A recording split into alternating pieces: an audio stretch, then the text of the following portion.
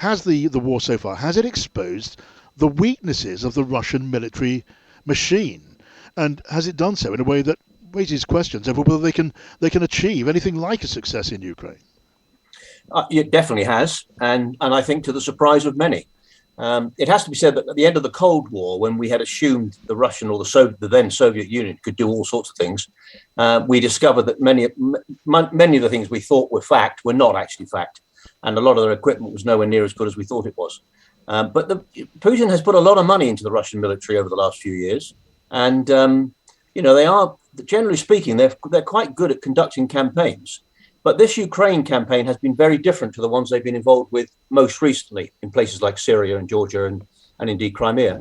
So they haven't conducted this well. And as I say, I think that's been a surprise to many of us. Yeah, I mean, in general terms, we know very well that Russia is massively outgunned by NATO and the armies of the West. And the West has a great deal more potentially to give. But is the will there, as you see it, is the will there on the Western side as strong as it would need to be? Germany, they're giving more by way of military support now than they did a short while ago.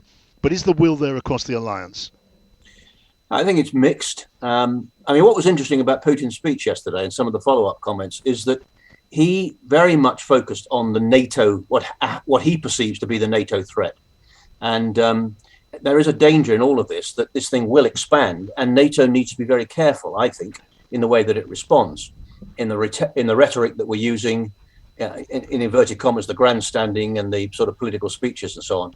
Yeah. So, for example, recently, people were talking about, including UK politicians, of driving Russia out of the whole of Ukraine, including Crimea and so on. Putin is, whether we like it much or not, is quite clear that Ukraine is part of Russia and he's going to fight hard, and I don't think he's going to give up easy on it. Now, NATO has responded pretty well overall, and I think the UK has done very well, actually. Ben Wallace, I think, has done a great job as Defence Secretary. We were working with the Ukrainian military long before this campaign started in February, and we've given them a lot of good stuff. And NATO as a whole, I think, has responded pretty well. The question is, will it have the stamina or the endurance if this thing drags on, month after month after month? And there is some sign that not all the nations are signed up to this for a long haul. Yes. Now tell me, in your judgment, do you think that we can say now that Russia will emerge permanently weakened as a global force as a consequence of this war?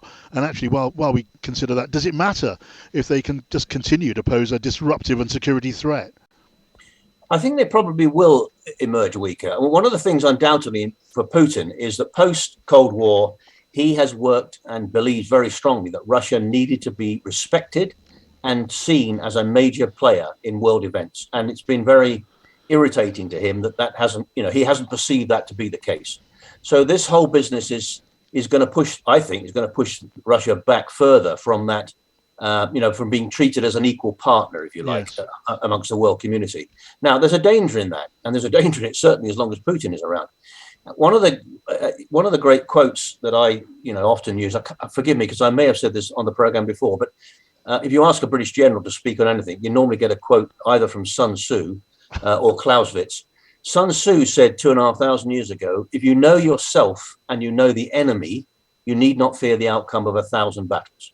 Now, knowing yourself is a big issue, and we haven't got time for that, but understanding your enemy, understanding Putin, the baggage he carries, his paranoia, the history of Russia, they have they keep a long sense of their history and a long sense of grievance in their history. So there's a danger that if he really does suffer badly in Ukraine, that he will come out fighting somewhere else. And we saw that in his speech, really, how he's steered away from Ukraine, really, and just focused on this broader, as he sees it, strategic picture of the threat of NATO.